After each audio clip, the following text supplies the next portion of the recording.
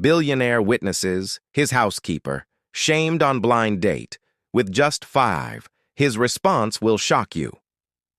Have you ever observed someone you believed you understood, a quiet, unassuming person you encounter daily, suddenly break your heart when you uncover the burden of their concealed battles? Picture yourself dining at a restaurant, witnessing your housekeeper, the same woman who tidies your home with a gentle smile, being degraded in front of strangers simply because she produced 5 wrinkled dollar bills to cover her portion of a blind date. Would you turn away, or would you intervene, understanding that this instant might transform not just her existence, but yours as well? Marcus Bennett, a 46-year-old self-made billionaire who constructed his fortune from nothing, wasn't the type of person to spend time in bustling venues. Yet that evening he sat discreetly in the corner of a dimly illuminated Italian bistro, attempting to conceal his identity beneath a dark suit and an ordinary cap. He had arrived alone, distancing himself from the perpetual chaos of conference rooms and negotiations, hoping to dine without his typical entourage of assistants and bodyguards. Just as he raised his glass of water to his lips, his attention locked. Across the dining area, seated anxiously at a compact table beside the window, was Sophie Morgan, his housekeeper, the young woman who scrubbed his marble floors each morning and arranged fresh flowers in the entrance of his estate, earning scarcely enough to provide for her younger brother. Marcus had always observed the silent dignity she maintained, though her hands were frequently chapped from labor. But tonight she wasn't wearing her work attire. She had on a worn yet meticulously pressed blue dress, her hair combed back, her eyes filled with anxious optimism. She was on a blind date. The man seated across from her, however, wore superiority like expensive cologne. Tall, perfectly styled hair, luxury timepiece. His name was Derek. Marcus identified his character immediately, someone who believed money determined value.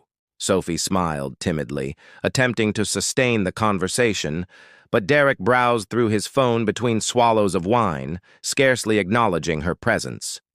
Marcus observed, his chest constricting. Something within urged him not to turn away. The server shortly arrived with the check. Derek reclined casually, crossing his arms. "So, you asked me here, correct? I presume you're handling this." Sophie's complexion went pale. She hadn't extended the invitation.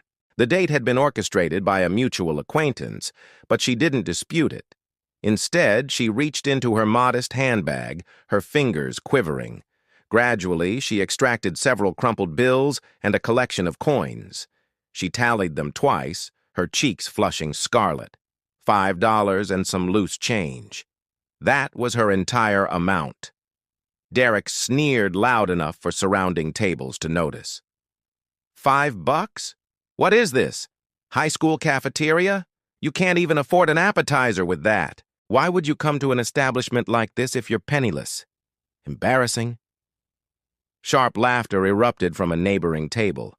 Sophie's eyes moistened as she lowered her gaze, gripping the money as if it represented both her mortification and her final shred of self-respect.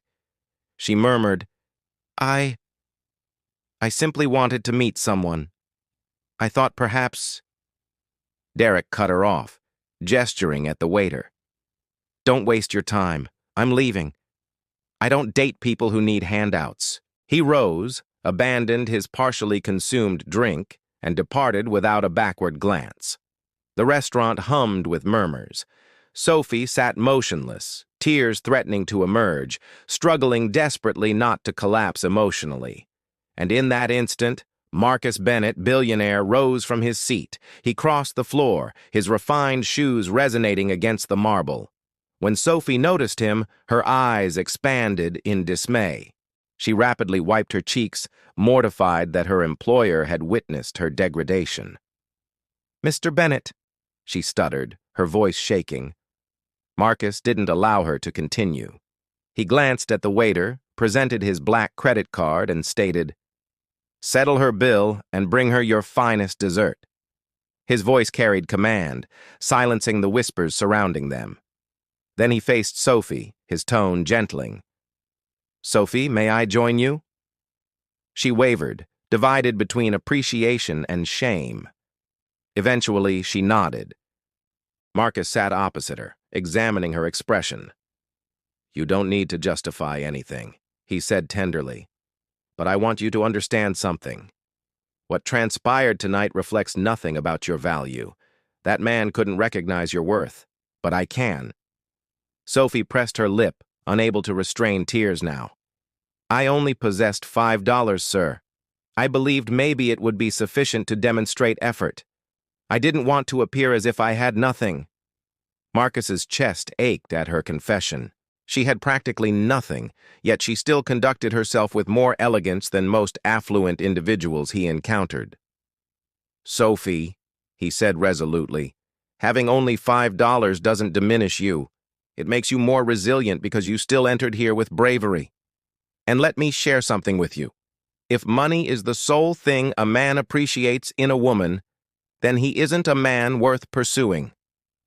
Sophie finally released a quiet cry, concealing her face. Marcus extended across the table, not making contact with her hand, but allowing his words to support her steadily.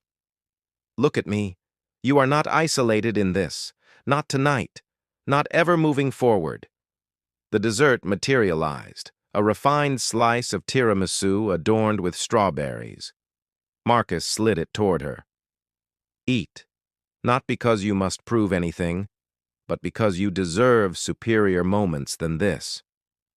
For the first time that evening, Sophie smiled faintly, though her eyes remained moist. And Marcus Bennett, who believed he had experienced everything existence had to present, recognized something unanticipated. This wasn't about charity. It was about respect, about acknowledging someone society disregarded, and perhaps about something more profound he hadn't permitted himself to experience in years.